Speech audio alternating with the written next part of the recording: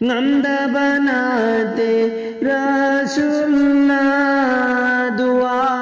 matang taubada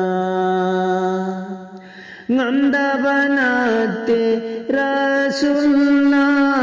dua matang taubada mapugi hukum amana ching sing shana olhan ba malo daulat tan sinduna tham lam de